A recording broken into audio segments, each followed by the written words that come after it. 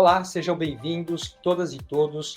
Este é o podcast Educação em Sociedade, uma iniciativa da Escola Curumim Freinet, da cidade de Campinas, interior de São Paulo. Educação em Sociedade surge para ser a fonte de informação e análise sobre a educação. Ele é dirigido às famílias, pais, mães e educadores. No chão da escola, a criança tem um encontro marcado com a sociedade. Um encontro dos mais potentes, onde surge o novo, quando e onde a realidade social vai sendo tecida. Por isso, é fundamental que nós nos debrucemos sobre o chão da escola para a compreensão melhor da nossa sociedade. Neste primeiro episódio do podcast Educação em Sociedade, o tema é: Eu quero uma escola forte para os meus filhos e filhas. Para debater o tema, eu convido Gláucia de Mello Ferreira, a diretora pedagógica Curumim, presidenta da FIMEM até agosto agora, ela acaba de entregar o cargo, uma brasileira como presidenta de uma instituição internacional que reúne educadores Freinet espalhados por todo o mundo. E ela também é doutora pela Faculdade de Educação da Unicamp. Também acompanhando a gente e trazendo as suas análises, a sua visão, Andréia Mascarenhas, coordenadora pedagógica Curumim, presidenta da RIPEF, que reúne educadores da Escola Freinet da América Latina.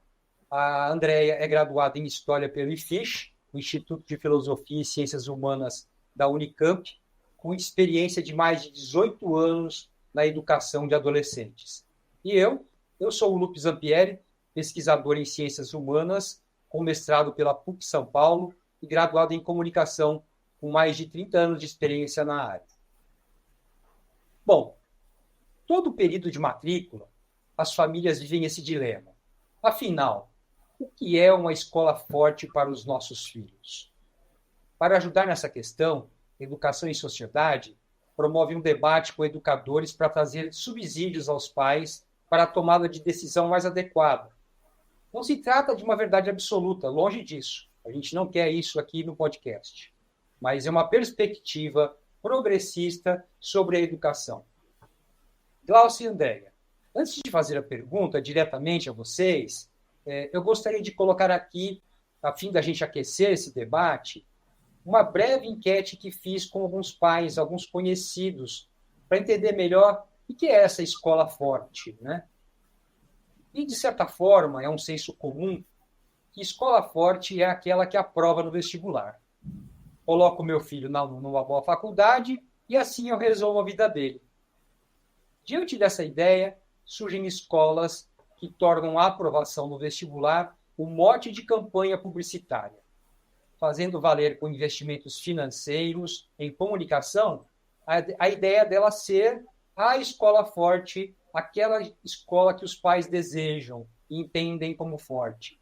Isso é, indo ao encontro da crença das famílias, satisfazendo, assim, então, a necessidade do cliente.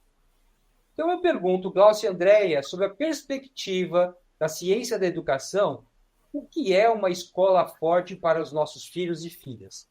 Eu abro a rodada com a Gláucia e, logo na sequência, a Andréia coloca as suas considerações. Obrigada, Lupe, por essa organização desse podcast. Eu acho que é uma pergunta crucial, é a primeira pergunta, acho que é a pergunta fundante para quem trabalha com educação. Mas eu vou mudar um pouquinho a pergunta, né? O que é uma pessoa forte, né? O que é uma pessoa que está inteira na sua expressão de si? O que é uma pessoa que está respondendo integralmente, com todos os seus potenciais, aos desafios e às circunstâncias que a vida traz? E eu acredito que uma pessoa forte é uma pessoa que se entende no mundo como alguém que tem algo a contribuir, mas que também tem do mundo algo a receber. acho que não dá para responder essa pergunta sem pensar um pouquinho o que a escola, vamos chamar de tradicional, tem nos oferecido ao longo desses anos todos dessa instituição escolar. E ela tem oferecido, sim, um modelo que a gente pode chamar de repetição. É um modelo em que o professor entrega ao aluno as informações, o conteúdo, e que a criança ou o adolescente devolve, às vezes no formato de uma prova, de um trabalho, enfim. Entendendo conhecimento como acumulação de informações. Bom, nos tempos atuais, informação tornou-se uma coisa muito fácil de se encontrar. A internet, né, toda a informação que circula nos meios eletrônicos facilitou de uma forma absurda o acesso à informação.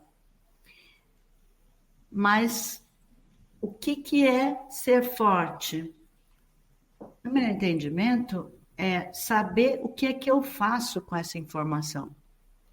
Porque acumular informações pode não me ajudar muito na hora em que eu preciso resolver problemas, na hora em que eu preciso negociar com os meus pares para chegar a uma solução de alguma situação, problema.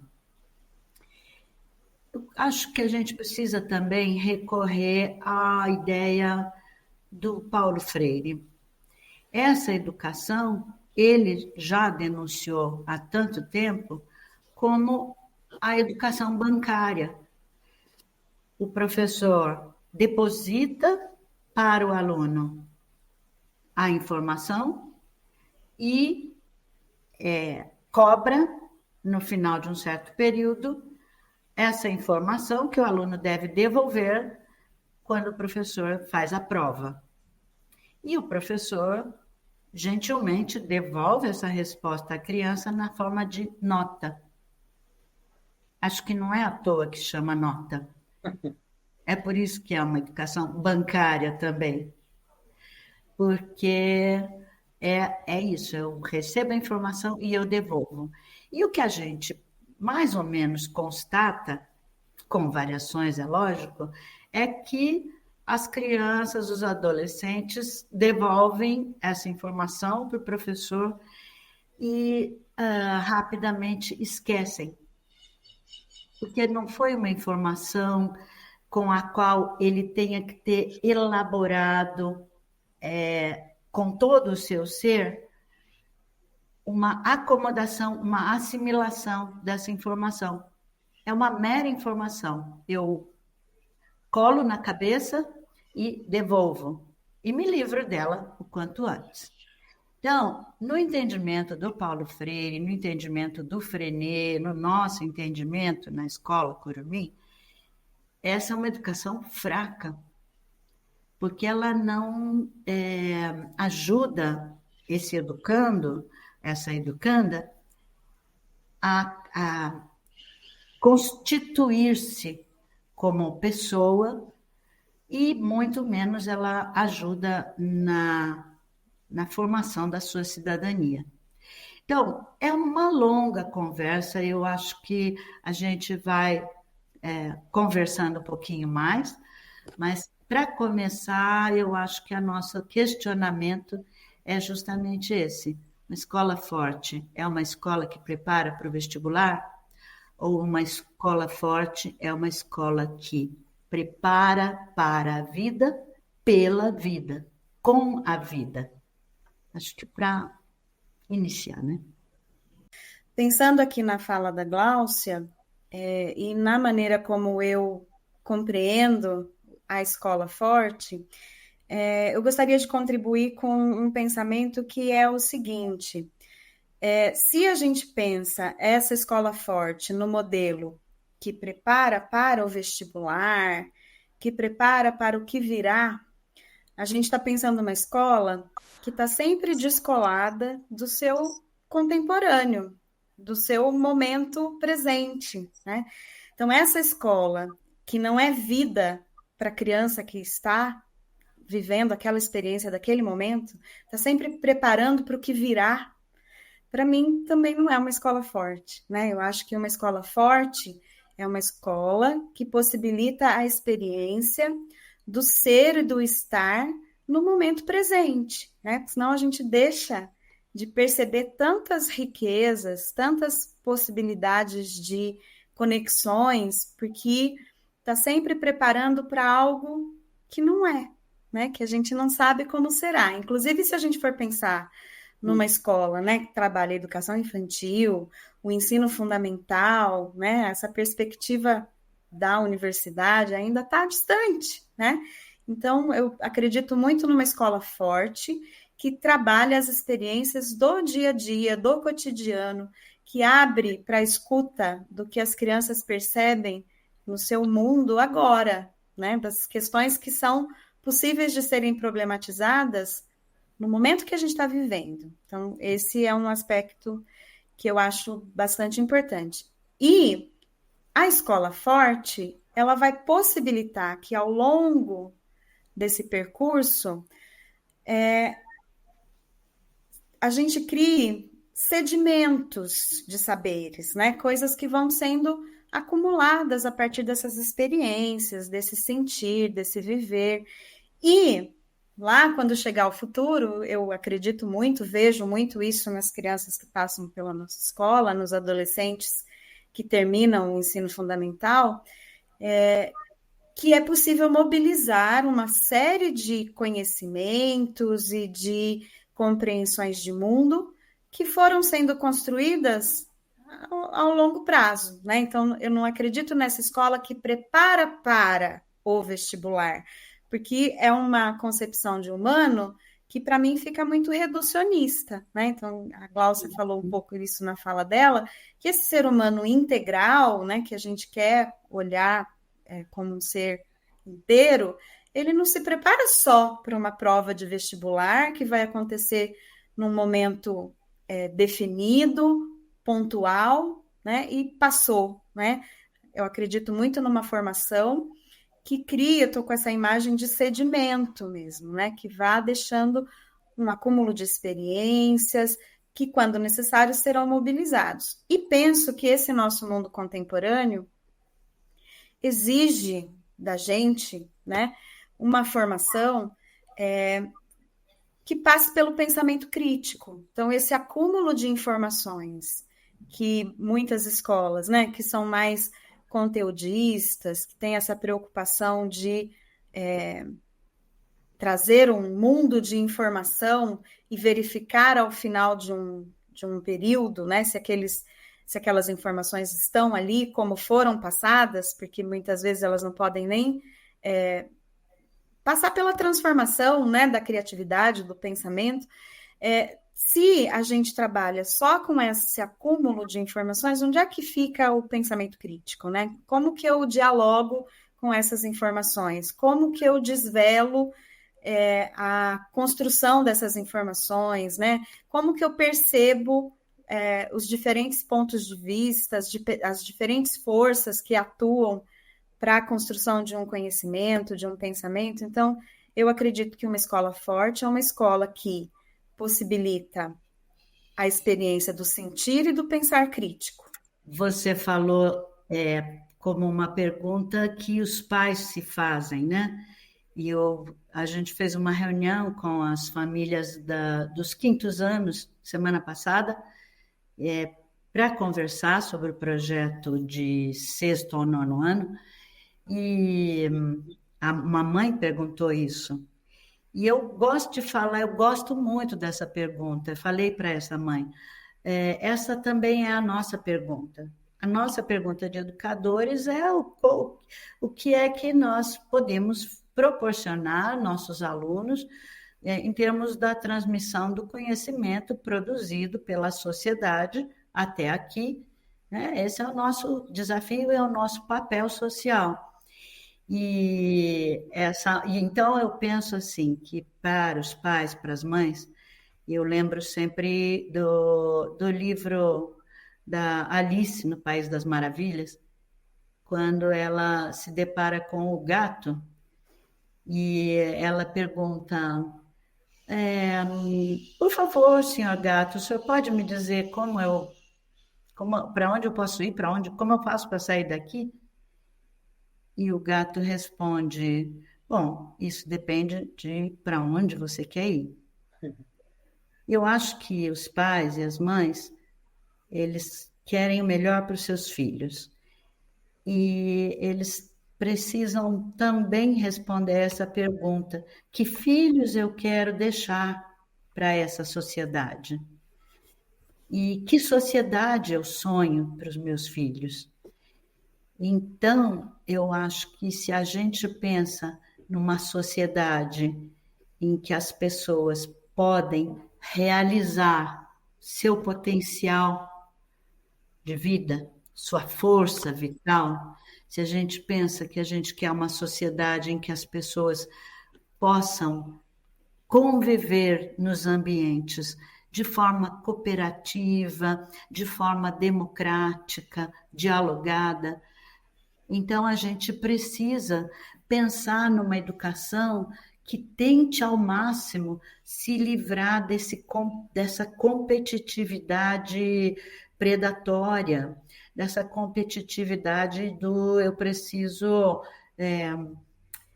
acabar com os meus concorrentes. Eu preciso acreditar numa sociedade em que juntos construiremos espaços para todos. Eu acho que isso nos move enquanto projeto de educação. Acho que moveu o Freinet, moveu Paulo Freire, moveu tantos grandes educadores. Acho que isso é uma pergunta para os pais, para as mães. Você que está nos vendo aqui agora, ou no Spotify, nos ouvindo, que vocês entrem no site da Curumim, vai aparecer aqui embaixo, aqui agora, é o endereço do site, porque nós temos uma declaração que é qual é o papel da escola no desenvolvimento de um mundo melhor. Entrem lá, vale a pena vocês baixarem, vocês preencherão um cadastro. Esse cadastro, na verdade, tem a função de reunir um grupo que pensa progressistamente a educação, e a gente gostaria muito de construir esse grupo em torno da Curumim, e mais do que isso, vocês terão a chance de baixar e ler como é que a gente pensa o que acabou de ser colocado aqui pelas duas educadoras da Curumim. E dando prosseguimento aqui ao podcast, eu faço uma nova questão para vocês duas, né? As famílias pautam-se muito na indicação dos amigos para escolher as escolas, né? E aí surgem as escolas privadas que oferecem o ensino de várias línguas, a escola de alto valor da mensalidade, que é uma forma de filtrar quem entra, e quem pode entrar e pode pagar nessa escola, né? Formando assim pequenos grupos fechados, um esquema, na verdade, de reprodução das elites, né? Esse é o jeito certo de escolher uma escola? Eu começo agora a rodada com a Andréia.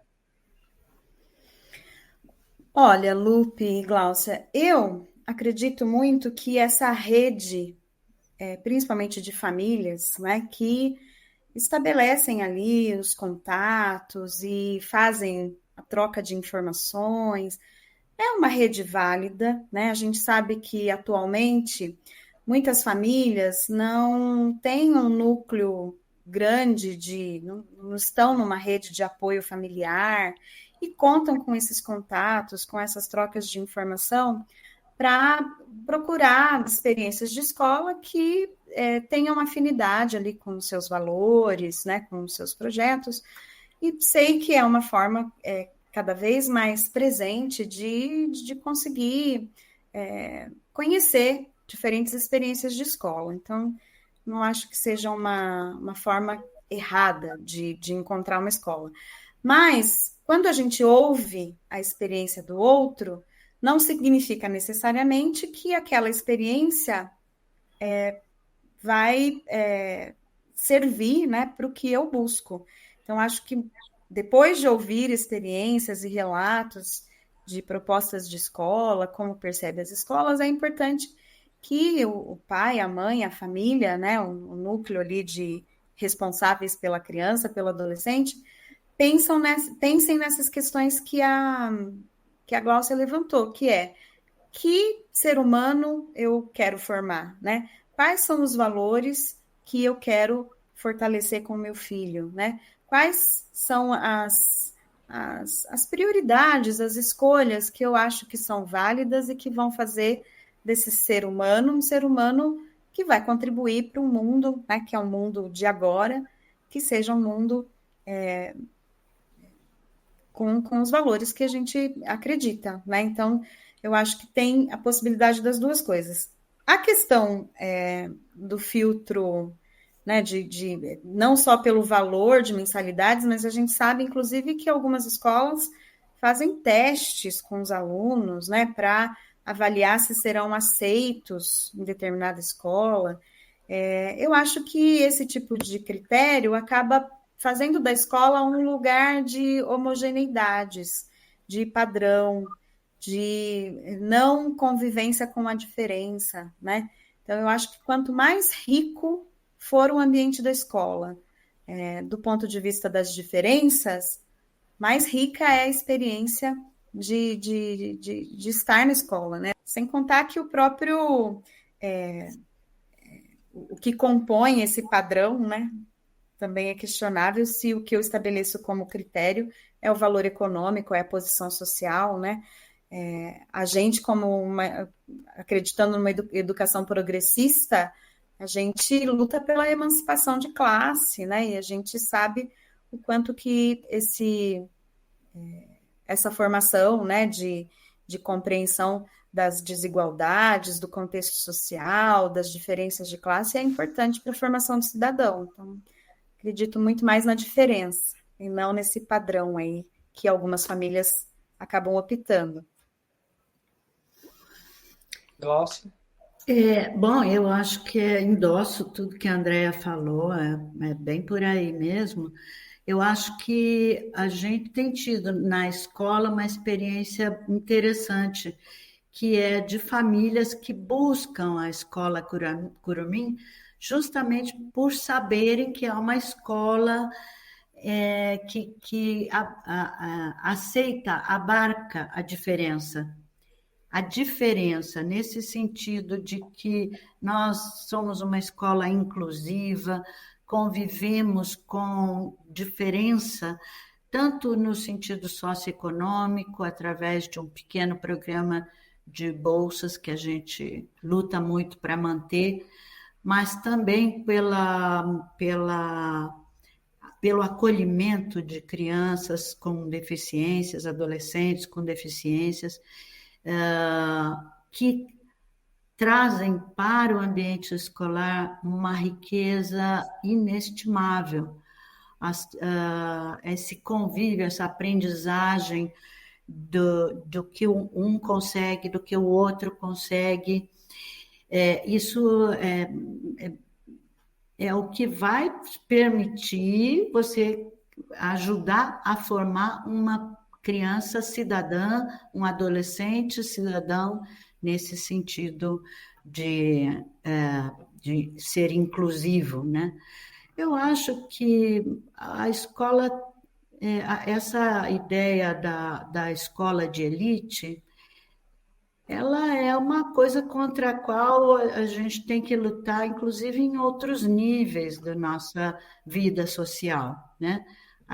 A sociedade é elitizada, a sociedade vive essas desigualdades, essas diferenças, e a escola pode ajudar a desempenhar um papel aí, nesse sentido de ser uma escola inclusiva, abrangente, mas a luta também passa por outros espaços da sociedade. né? A gente, como educador, tem que se entender também como alguém que, não só pelo nosso trabalho, pela nossa profissão, mas também pelo nosso exercício de cidadania, lutamos contra, né, as injustiças sociais, contra as desigualdades produzidas, né, de uma forma cruel.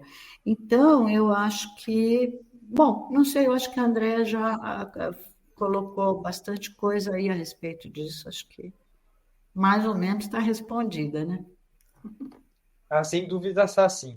Na verdade, eu acho que agora complementa com essa outra questão que eu queria que a Gláucia começasse respondendo e depois a gente teria a Andréia, que é, bom, uma escola pública e popular, num bairro de periferia, por exemplo, de uma grande cidade como Campinas, ela pode ser uma escola forte para os nossos filhos? Se pode, como? Pode. Pode, com certeza. Pode e deve.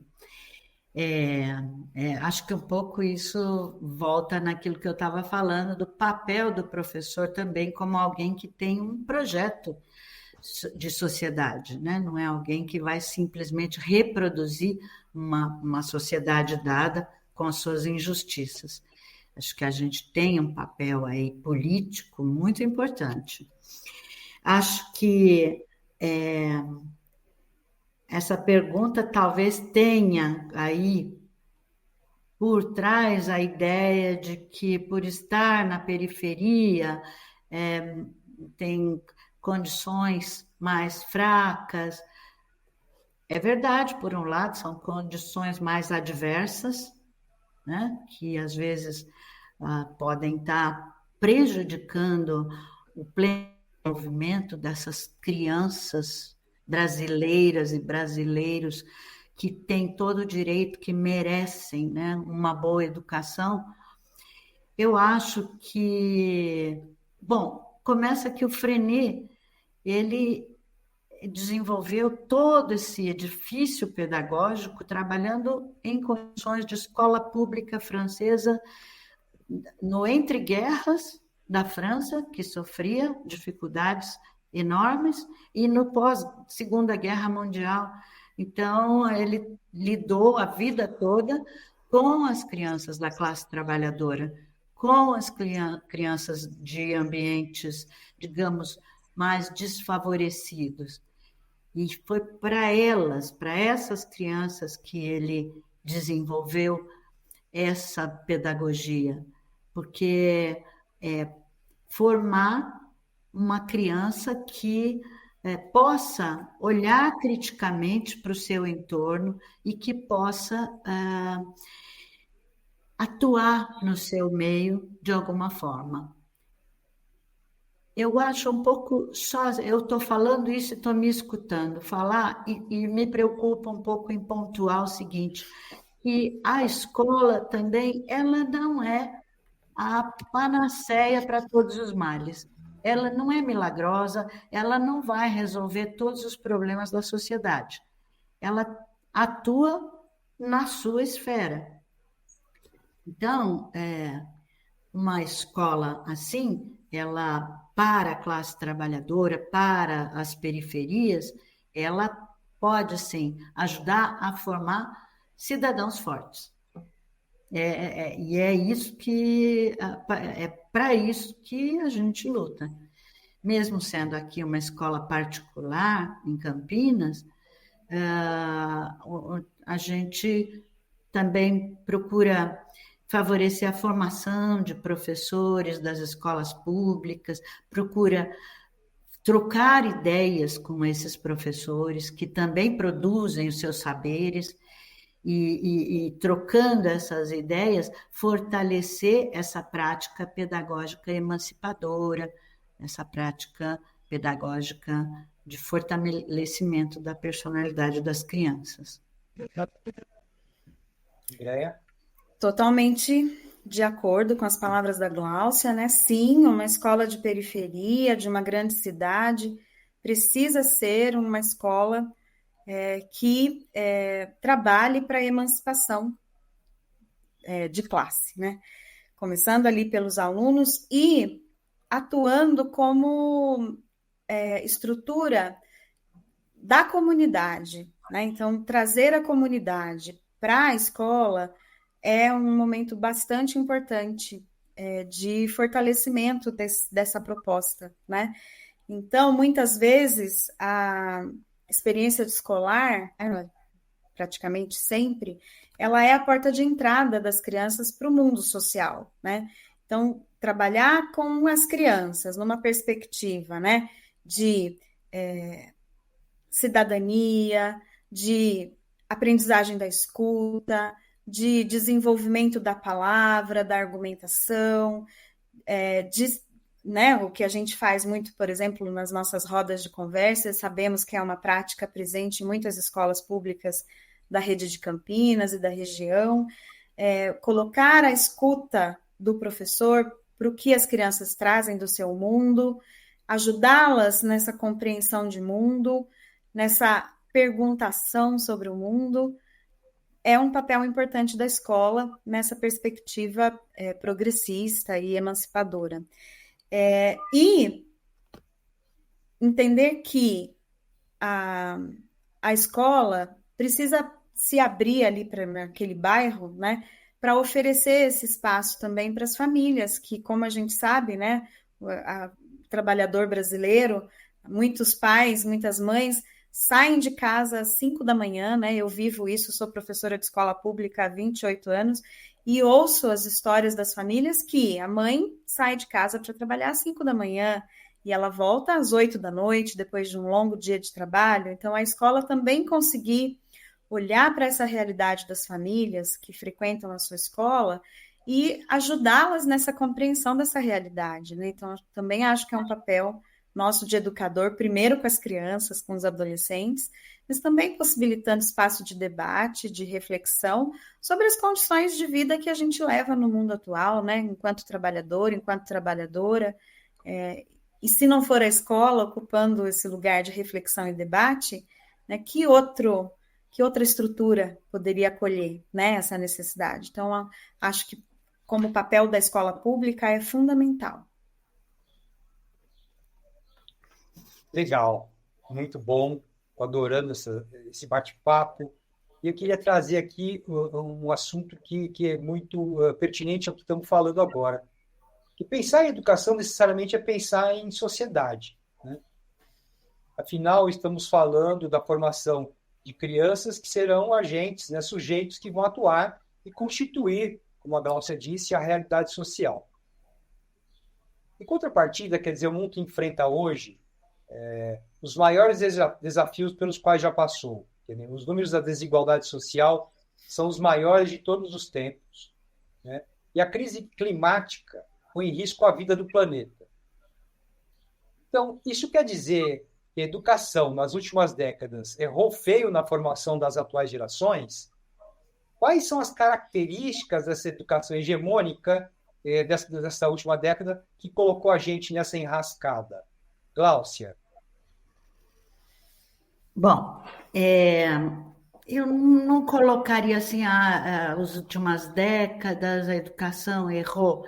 Eu, inclusive, estudei muito isso e escrevi no meu doutorado. A instituição escolar, ela é o fruto das forças sociais e políticas que atuam na sociedade num determinado momento. Então, a escola, a instituição escolar, ela vai sendo constituída na sociedade, a gente recupera lá, né, séculos atrás, e aí quando ela vai realmente se constituindo agora, depois de 1850, por aí, que ela vai ganhando esse formato que ela tem hoje, essa escola é o reflexo da sociedade na qual ela se constituiu. Então, se a escola errou, ela errou da mesma forma como a sociedade errou. Então, não acho que a gente deva colocar nesses termos de acerto ou erro. Eu acho que a gente deve colocar nos termos de lutas sociais. conflitos, embates. É neste conflito que a escola se constitui. Então, a escola repetiu as concepções que a sociedade até então conseguiu formular. Quando a gente fala de uma escola que é progressista, ela está exatamente nesse lugar vamos dizer, da disputa de corações e mentes para o sonho, para a utopia. Nós somos assim, essa é a sociedade que nós vivemos, mas nós estamos em constante disputa, nós queremos uma sociedade melhor, nós queremos ser melhores, nós queremos formar pessoas melhores. Isso não é fácil, isso é bastante difícil, mas ainda assim, Lupe, a sua pergunta é muito pertinente, porque quando a gente pensa que nós estamos vivendo um momento tão doloroso da sociedade, em que a gente constata uma atitude de obediência ao padrão, vou usar uma palavra mais forte, quando a gente vê tanta atitude de robô, de gado, né, pessoas que não estão acostumadas a problematizar as coisas que vivem e aceitam fórmulas prontas com muita facilidade, então, sim, a escola, a educação errou. E nós estamos nesse embate, né? Nós estamos nessa disputa. Não, será que a gente pode ser melhor e também fazer melhor para os nossos cidadãs? Essa é uma luta, não está resolvida, ela está em processo. A vontade de continuar essa luta, ela é alimentada todo dia para quem entra numa escola. Ela se realimenta. Você vê as crianças, enfim, você tem um impacto quase diário de esperança. É um esperançar. Vale a pena. A gente tem que continuar essa luta. Porque as crianças estão aí, as crianças estão vindo.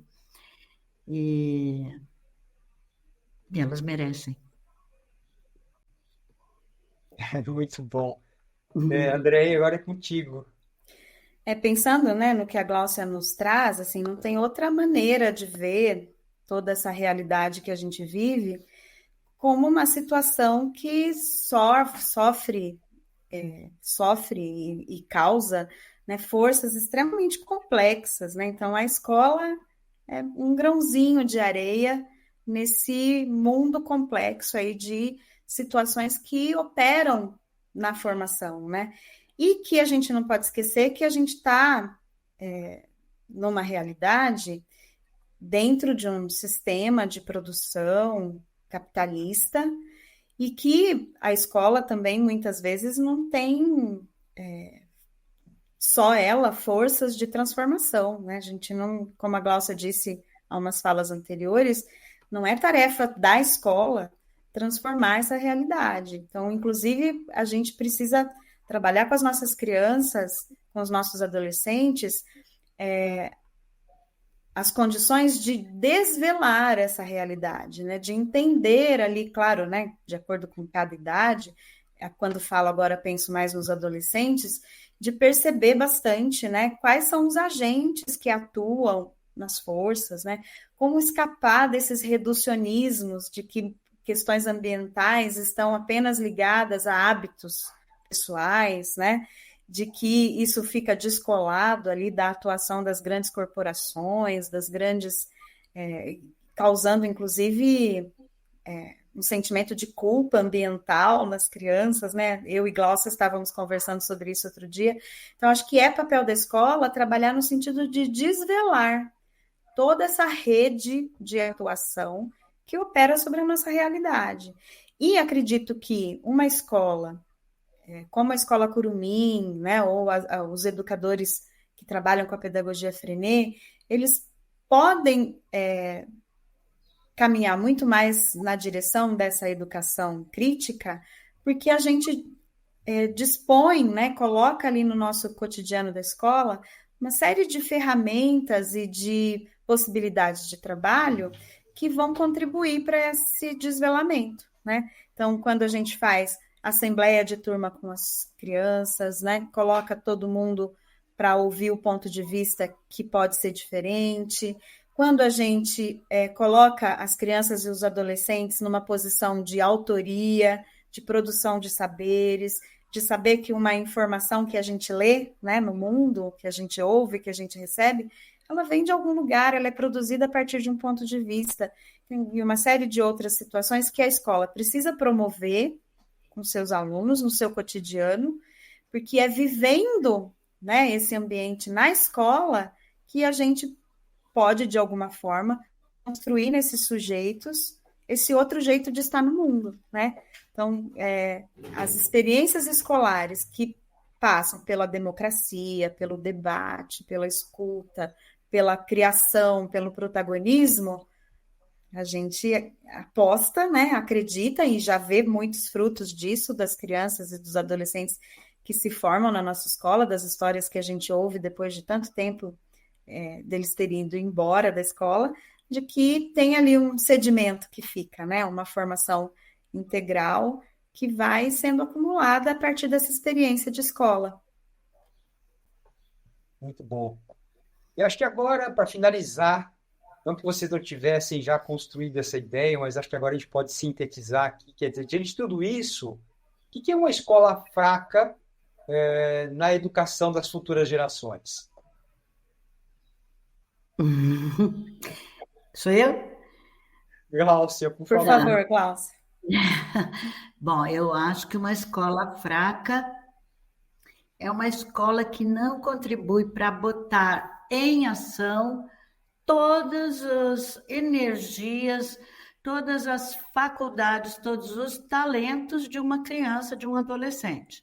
Uma escola que desconsidera essa pessoa diante da qual está um professor, uma professora, e impinge para esta pessoa um bloco, uma caixinha, uma gavetinha de conhecimentos. Então, tem até um modelo, assim, né? O modelo tradicional é o professor, especialmente, vamos pensar assim, nas disciplinas, né? Mas no polivalente também, as caixinhas dos saberes lá. Eu tenho a história, as ciências, a geografia, e eu entrego isso aos alunos. E eles devem absorver isso e depois devolver, como eu já tinha falado. Esse é um modelo que está realmente contribuindo para só o desenvolvimento de umas poucas faculdades, como, por exemplo, a memória. A criança, adolescente, aprende a memorizar.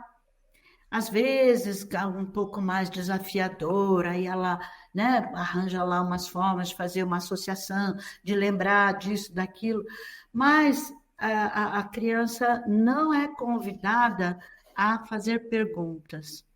E se a gente pensar um pouquinho, bem por cima, no que foi o desenvolvimento da ciência na nossa sociedade, na nossa história, a ciência, ela se desenvolve porque ela pergunta, né? Ela avança porque ela faz perguntas ao mundo, ao real, e aí o nosso desafio.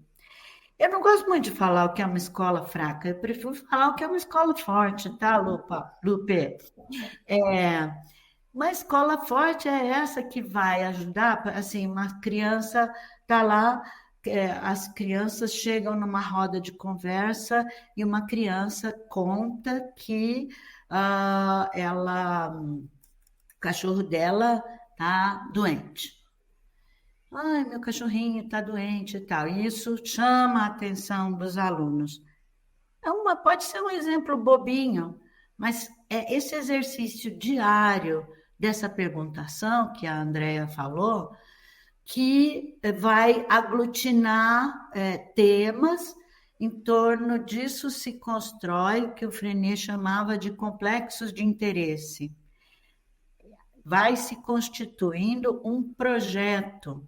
Mas veja, não é um projeto pensado na direção da escola, não é um projeto pensado pela coordenação, é um projeto que surge do interesse das crianças.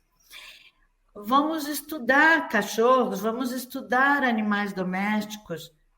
Aos pouquinhos isso vai chegar, mamíferos, não mamíferos, enfim, répteis, classificação dos animais. Isso vai permitir abarcar todo um conhecimento, mas que na cabeça da criança ele está significativo, porque ela lembra que ela partiu de uma pergunta. Outra coisa que torna uma escola forte, torna um processo educativo forte, é estimular que as crianças façam hipóteses. Gente, quantas pessoas, universitários, que entram no mestrado e começam o sofrimento. E agora, como é que eu faço o meu mestrado? Como é que eu faço o meu objeto de investigação? Como é que eu faço a minha hipótese? Por que essa dificuldade? Por que essas pessoas estão sofrendo? Porque nunca viveram essa oportunidade de ter uma pergunta sobre qualquer assunto e formular alguma hipótese sobre isso. Se a gente começa respeitando as características de uma criança de 6 anos, de 7 anos, um adolescente, 13 anos, 14, respeitando essas etapas do desenvolvimento, permitindo que elas formulem hipóteses. Formulou as hipóteses, daí nós vamos ter que conferir. É ou não é verdade essa hipótese que eu formulei? Né? Isso vai, eu acho que para resumir aqui, e falando só de escola forte, Lu, é uma escola que entende que aprender a pensar, a gente aprende pensando. Estimulando o cérebro, permitindo, sabe, as conexões neuronais que a gente vê faísca na cabeça das crianças. E isso é o que a gente quer. Deixa essas crianças faiscando lá de dúvida, de argumentação, de defesa do seu ponto de vista. Isso eu acho que vai tornar a criança e o adolescente um cidadão mais forte, mais bem resolvido, mais preparado para viver esse mundo. Andréia? Escola fraca, Andréia. Isso.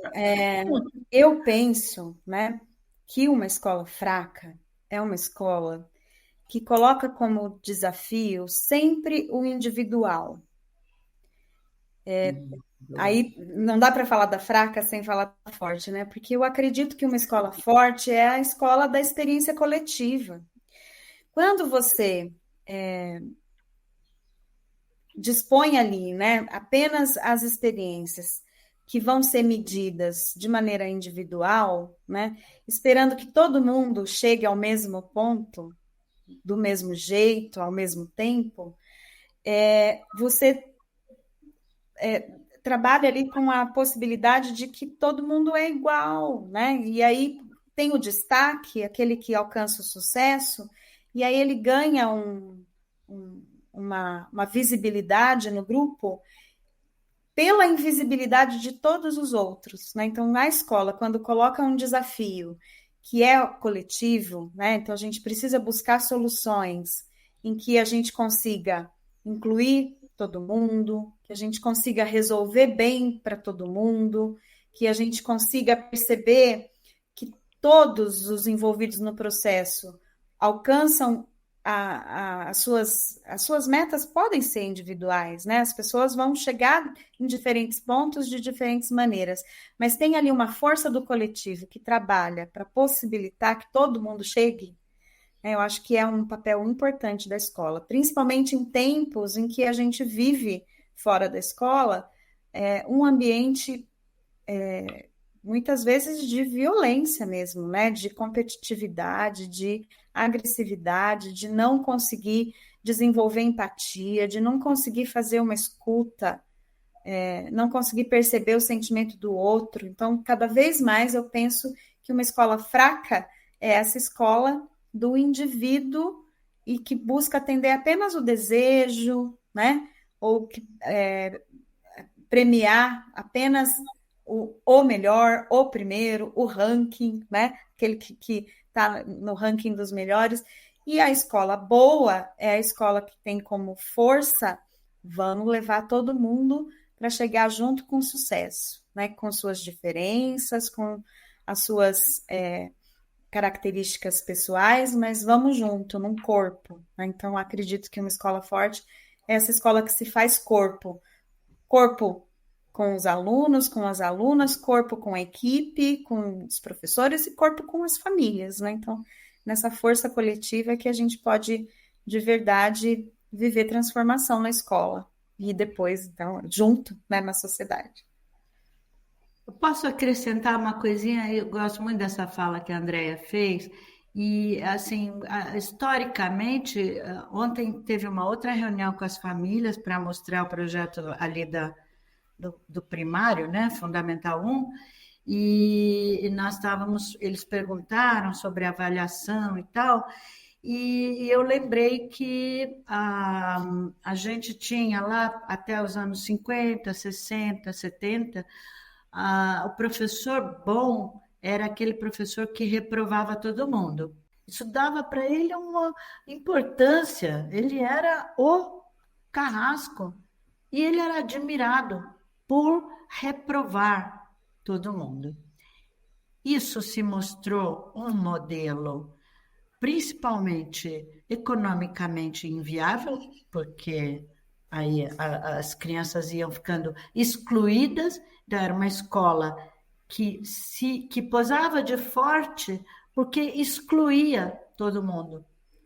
As estatísticas mostravam que entravam 100 alunos, desses 100 alunos na primeira série, chegavam à oitava série 25, 30. Então, era um índice de perda, né, que era insuportável. E aí, o modelo, né, de sociedade que a gente vive é sem questionar mais profundamente uma transformação na educação, simplesmente, a Andrea vai lembrar disso, Lupe, começou a estabelecer a tal da progressão automática. Sim. Então, não tinha mais reprovação. E aí, muitos professores daqueles tradicionais de antigamente ficaram muito magoados, porque eles não tinham mais poder de reprovar o aluno. Eu considero que isso é de uma fraqueza. Eu vou falar uma coisa um pouco crítica, pesada. Se depois, talvez, mas eu acho quase covarde, né? Eu uso dessa força para tirar fora, tiro do jogo, né? Então, eu acho que esse é um ponto que a Andrea abordou aí, que eu concordo muito. Uma escola fraca, uma escola que exclui os seus alunos, que não dá conta dos seus alunos. Ela é criada para acolher alunos e ela exclui. Ela vai criando os perdedores ao longo do processo. Gente, meu muito obrigado. Vamos finalizando aqui, Educação e Sociedade, este primeiro episódio. Agradeço por participar desse momento que vocês me deram essa oportunidade, Andréia e Gláucia. Espero que as pessoas que estejam assistindo a gente ouvindo. Se gostaram, curtam a gente, né? Distribuam, compartilhem os nossos endereços das mídias sociais, para que a gente espalhe essa ideia progressista, de escola progressista, para mais e mais gente, e possamos criar um mundo melhor para todo mundo. Muito obrigado, e em breve nós teremos um novo episódio de Educação em Sociedade. Obrigada, Lupe. Obrigada, Lupe. Valeu. Obrigada, Gláucia. Obrigada, Andréia.